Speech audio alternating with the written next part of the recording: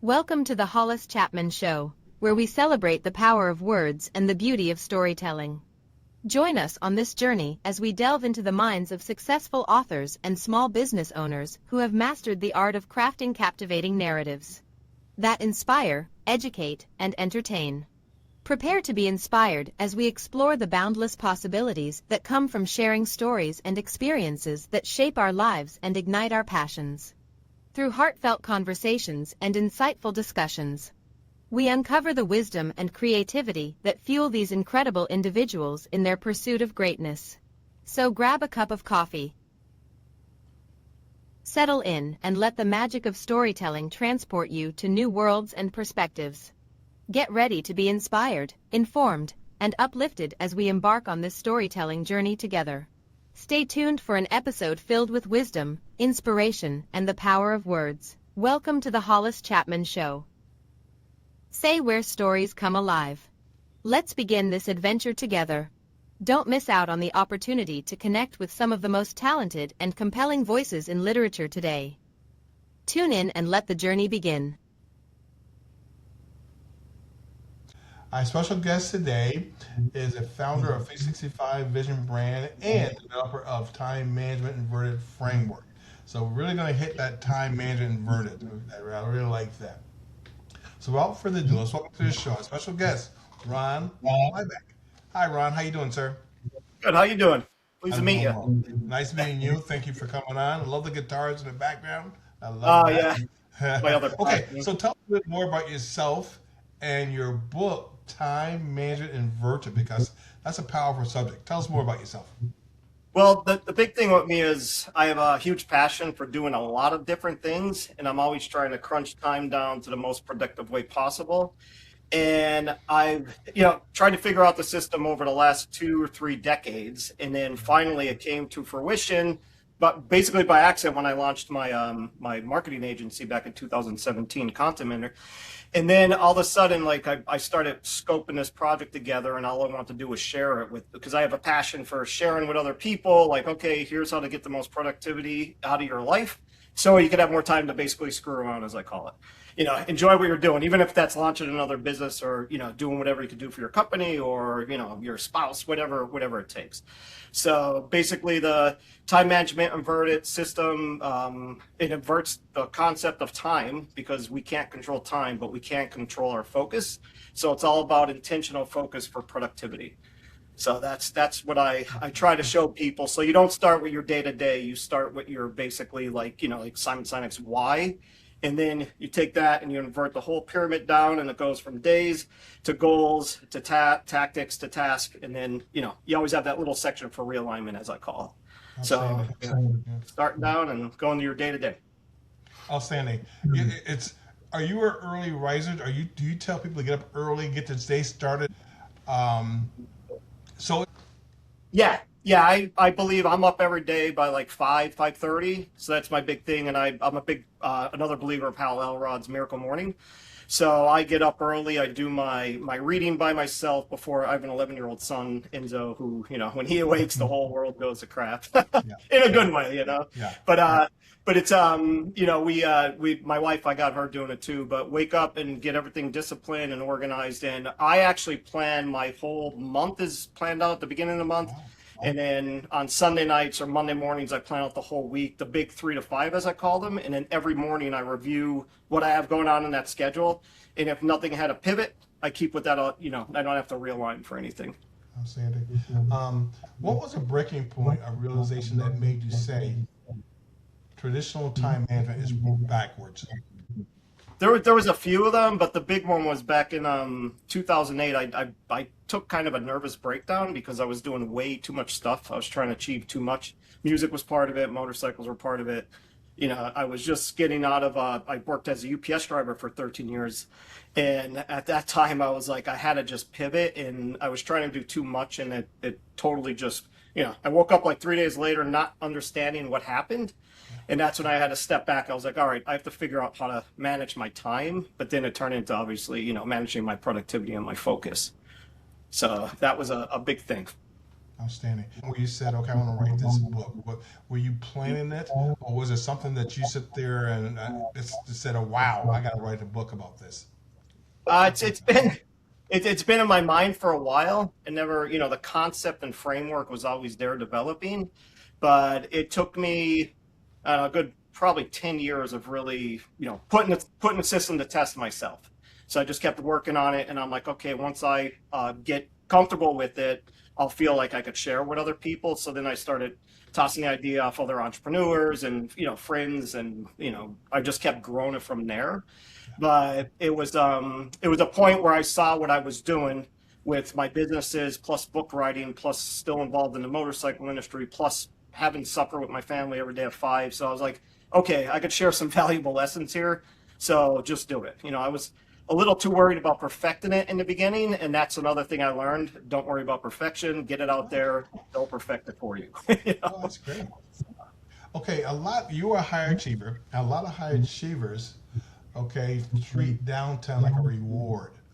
You know, you argue it is part of the productivity system that itself. So just kind of explain that, because sometimes when you get downtime, you feel guilty.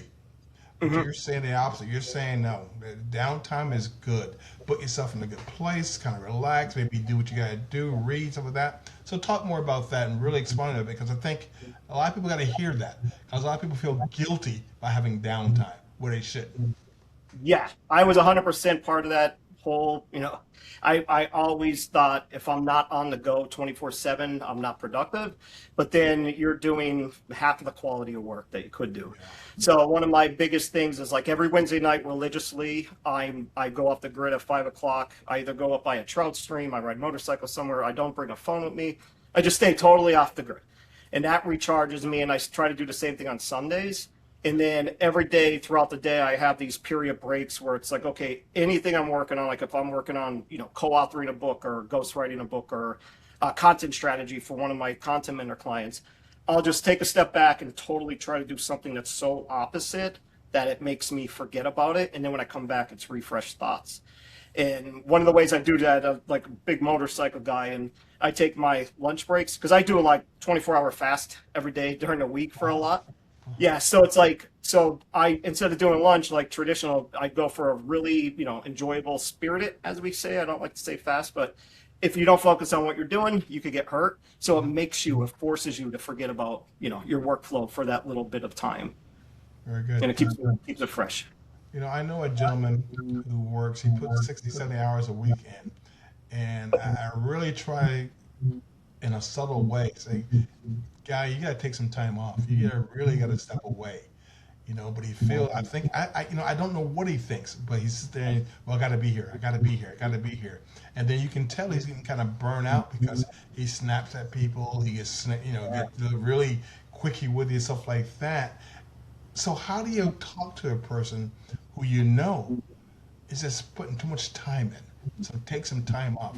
Is there some way we, as another manager or another person who's kind of friends with people, how to subtly say it without offending them, but they can sit there and say, yeah, maybe you're right. Is there a way to do that? Yeah, I just put it into like you're always out there, especially high achievers, like you said, and people that are working all the time. They're trying to produce the most quality work they possibly can. So if you could convince them and show them through real world examples of like what other people are doing, that if you just take this, take 10 hours out that week and do something relaxing, it resets. And that moves into when I talk about like your creative units. That's a big chapter I have in there. And creative units, basically, I tell people like you have from 1 to 100. And if you use 20 of these from, doing something like, just doom scrolling, or if you're not productive here or there, like that's a big deal and it takes away from your project at hand. But at the same time, you want to get away from that project, and overworking yourself, you start making bad decisions. And like you said, your anxiety rises, and you're kind of forcing yourself to do something that your body's telling you not to, and you got to listen to both sides. Outstanding. So Yeah. You included AI prompts throughout the book. Very good. And again, you're one of the authors that appreciates that, because I use AI a lot. I want to, make my company a little bigger than it actually is, and AI helps me with that. mhm. Explain why you like AI, and explain why we should kind of incorporate AI into what we do, growing a business, writing a book, whatever. Kind of talk about that, because again, a lot of authors, boy, they want to fight it. No, no, no, no, no. But you add it into your book. You add it into your business. Talk about that. Yeah, it's AI. Like when it first started, it was like, okay, it takes away the creativity in a lot of people. But now it's so good where we're starting to lose the creativity in people because the people that are using it just for like writing, you don't use it for writing, you use it as a strategic partner, as I tell everybody. So it's like let the machine do the hard work that's laborious that you don't want to do, and then put all your time into your creativity. So even like outlining chapters and getting the time management inverted, the system. That's all, I sit down, pen and paper. I use Moleskines religiously. I mean, I have hundreds of these just filled out. They're little cheap books, and then I use my time management inverted planner. I create it, and I made that cheap too. I self-published it because it's just getting those notes down, getting your mental process to slow down with a physical writing. And that's a creativity that our world's going to need, because the machine could do the majority of the work that, it's not needed anymore. So, it's like enhancing pieces online for AI, you got to use AI to do it. So it's changing the world for the better, I think. Anyway, I think so too. Real quick, I mean, this wasn't from my questions I sent, but what do you see the vision of AI 5 years? I mean, AI is going so fast. I mean, I say 5 years. Holy smokes! 1 year, 2 years, 5 years. What do you see in the future for AI and humans working together? I just see if humans could adapt it properly. And like I said, like a strategic partner versus a do-all, end-all, and just for, I could say lazy people. People that are lazy are using AI the wrong way. And it's showing, and it actually gives, people like you and I that are like driving, trying to be the best entrepreneurs and trying to drive the most value possible. It gives us opportunities to take the people that are lazy and slackers, as I should say. I just watched Back to the Future yesterday, but and then use AI as our mechanism to produce stuff faster, more quality, and then QA stuff too. So, but it can't be creative, as you know. At this time, please tell us where do we go after this show to learn more about you, your business, and buy your book. Where do we go? My book's on Amazon, so that's all there. And the 365thevision.com is my main website. It's a consulting website based on the time management inverted framework that focuses on leadership, marketing, and sales teams. And then you could look me up on LinkedIn, just Ron Lieback on LinkedIn. And then also contentmender.com, which is my hyperlocal / hyper-focused lead gen agency that focuses on being found high in AI searches and traditional search. Okay. Content Mender. Talk about that a little bit, because I was watching some of your stuff this morning, and you were wearing a T-shirt, stuff like that. Talk about that. Promote that a little bit. I like that. Content Mender is it started off as a content-driven digital marketing agency back in 2017. When high producers of good quality content were hard to find, and then we pivoted as AI came alive, and things started working well. I in clients themselves, I pivoted from working with bigger enterprise brands to more hyper local brands, as I call it. So we take them and make them their brand authority stand out in their places where they should be, like their target market, and do that through content. Having the platform set up perfectly for SEO, technical side, and then getting them in AI searches. But it's all about building that brand story and getting them cited through other publications. So that's one of the biggest deals now, because our clients, they could, if you're just showing up in traditional search, it's no longer like the big thing. So you have to be cited in AI tools, and it's been a really tough journey. The last probably year, it's been the most, it's been madness for us. So it's like you have to be on top of everything, but at the same time, that's what we're figuring out the solution so our clients could focus on what they do best, which is running their business and building creative strategies to build their business, and let us take care of the marketing and get the story out there.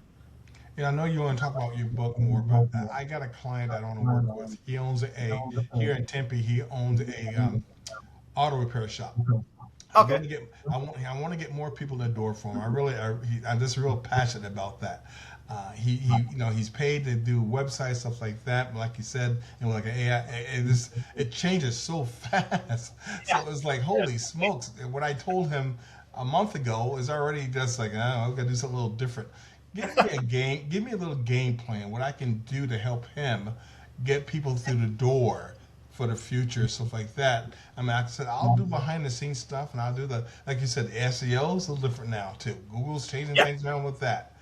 Give me a little game plan how Hollis can help this auto repair shop keep getting business in the door. How can I do it?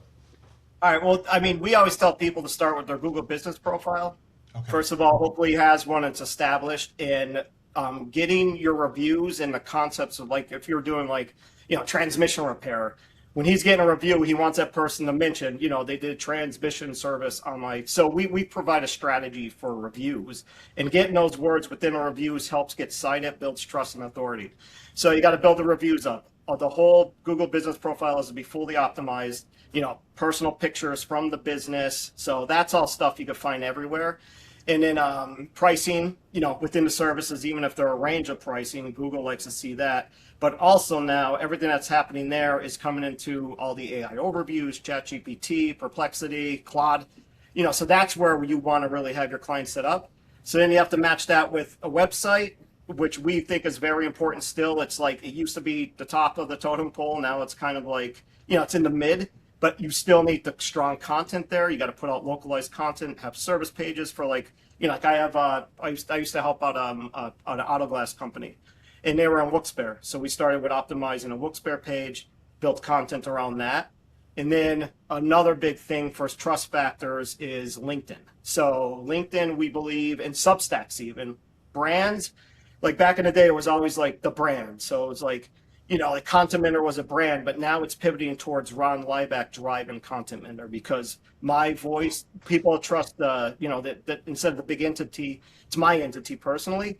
So people that own businesses have to be good at marketing themselves, or just get help with somebody like yourself to help them market themselves. So, take over their LinkedIn and get a newsletter out there for them. Do posts at least 2 to 3 times a week that's adding value to them. And then you'll start seeing those filter through AI, and then they'll get cited by other people. And it's just building that relationship around the sole owner of the brand or a team of owners, but as many as they can. That's where search is going. Where it used to be, again, like the brand, like Content Mentor was the brand that people, now it's like more of like, okay, they're looking for Ron Lieback, or, that's what I have to do, is build my trust up for them. So, yeah, I like that. Excuse me. With numerous books underneath your belt, how do you manage the mental load of juggling various writing projects? How does Ron put it all in place so you can do it in a great way? Because again, it can get, because I know I try to do multiple things, and sometimes they're going, okay, what the heck did I just try to do? It's just so many things going on in my mind. I kind of get confused myself. How does Ron do it? How do you put it in place in your company? it's another thing of like blocking the time for intentional focus. So I've become very proficient at, like, if I'm focused on, like, I'm putting out a motorcycle safety book, I'm still going between publishers or self-publishing. That's a whole other story. I don't even want to talk about that. Yes. But it's like, this is like, when I'm on the safety book, I can't be thinking about Content or 365 Division, anything else in life. So, I'll block a big bunch of time for that. And when I'm doing big writing projects, like I just finished the 2nd edition of my Modern Writer's Guide. That will be live probably by the end of August. And then I have a Routines and Rituals book I'm putting out. That's a follow-up to Time Management Verdict. And then my safety book. But I'll only block a certain amount of time. But I do work on them sporadically, like throughout the year. But then when I'm like, okay, it's go time, the only focus is the one book. So then you could really crunch down like 4, 5, 6 months of work into like a month. And if you're using AI proficiently, that's another thing too that will help dramatically improve, the strategic part, like the editorial part, questioning yourself, building prompts. So it's like, okay, why is this not the best I'm ever going to read, et cetera, et cetera. Perfect. Every experience a setback. You do a lot of things, you do a lot of things very well, but sometimes we get a setback.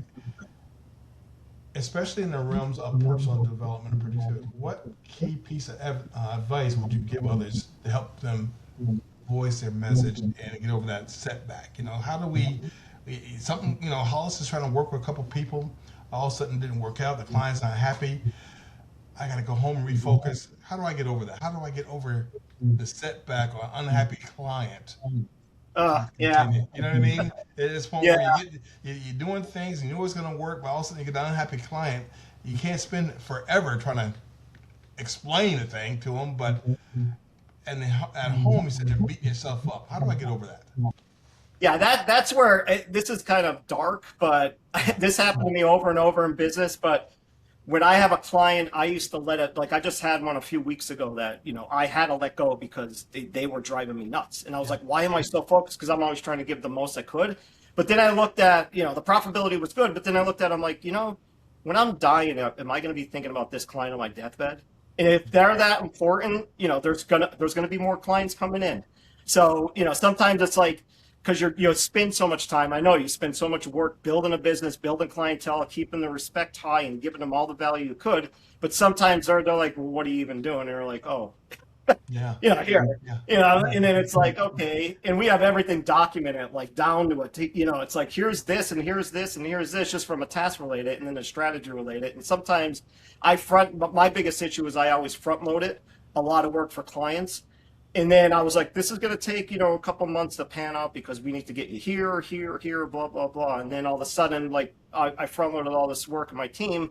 And then I'm like, they just leave, So it happened often and often, but just go home and really think about it. It's not the end of the world. I mean, I lost one of our biggest clients in the automobile space last year, and it was a ginormous hit to the bottom line. And it hurt tremendously, but at the point I was like, I was working through some other things with my other books, and I was like, wait a minute, I wrote about this. So I started paying attention to my strategy of realigning, pivoting, especially for your mental, because, again, I took a breakdown once, and I don't want to ever do that again, So, Yeah. so And there'll always Ron, be when do you know, as a business owner or creator, to let a client go? I think it's easier just to sit there and say, okay, we got to go separate ways. Sometimes people look at the internet and they start seeing all these things and, yeah, I want this, I want that, I want this. I'm sitting there thinking, oh, dude, you got to quit looking at the internet. You got to stop, you know? Yeah, and it's one where. So how do you know? Because a couple years ago, I let a client go because every other day he said, "Oh, Hollis, try this. Oh, Hollis, try this." It's like, dude, will you stop? You're driving me crazy with all those changes and this and this. And that's the reason why I like AI built websites, because it's one where you can handle things a lot easier with the AI built website compared to the WordPress website where it's so labor intensive. It's like, no, I'm not using WordPress for you because you're changing it every 5 minutes. And doing a website from WordPress is huge, okay? So my question, back to the question is, when do you know to let a person go? You'll feel it in your gut, I think. If you know it's you go home, like this is my thing, like this client a few weeks ago, I woke up like 2 o'clock in the morning. Yeah. And the first thing in my head, that's a doom period for your brain because it's dumping everything, all the bad energy is leaving. And I'm sitting there and I'm like, well, why am I thinking about this person? And then it goes on to the next thought. And I'm like, well, am I doing the right thing for this client, et cetera, et cetera. So if that client is keeping you up and it's keeping you away from adding value to others in your personal life, and it's not worth it. I mean, if it's a 500,000 client or a $5,000 a year client, like, it's not worth your time. Life's too precious for that. Outstanding. Great conversation, sir. 365thevision.com. That's where, I have everything there. I actually have a page for the books, a few of the books I wrote, including some I co-wrote. And then Amazon, just search up Time Management Inverted. I have the book there, plus a planner that I said I self-did. I put it at the lowest price possible so people could just, it's not about money here. It's about people taking a strategy and actually implementing it instead of just reading a book. Because, of course, I read, hundreds of books, and sometimes I'm like, what do I remember from that? And then I'm rereading, I'm like, oh, so, we want to put them into play because if there's no action, nothing's going to happen. Perfect. Our special guest today is Ron Lieback. His book, Time Management Inverted. And closing, Ron, your proof that the system works. What is the number one thing you should tell people to do to start becoming monster of productivity? In closing, what will you tell Hollis and other people watching to be more productive in the future? I mean, the big thing for me is keeping the intentional focus on, like I said, like for a whole week, I'll take my big 3 to 5, as I call them, And that will be the focus for the week. And then every day will be only my big 3 to 5 that focus on those big 3 to 5 for the week. So you got to be very, so if you wake up on a Monday and you're going to do 20 different things, you're not going to give your full self to any of them. And then the second thing I think too is the downtime, which is dramatically like improved my life and a lot of other people's lives. Because again, entrepreneurs working 60, 80 hours a week, it burns us out. So it's like you got to take that time back, figure things out. You can't do everything yourself. I know, it's like a lot of entrepreneurs know that. And then the third thing I'm a huge believer in is, personal development with, like, I'm a big biohacker. Dave Asprey was one of my influences. Some of this stuff's a little out there, but I have respect for what he did for my mental, focus. And Vishen Lakhiani, a 6-phase meditation, huge deal for me.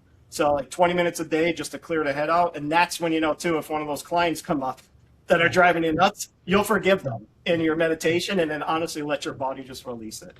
So there's a lot out there.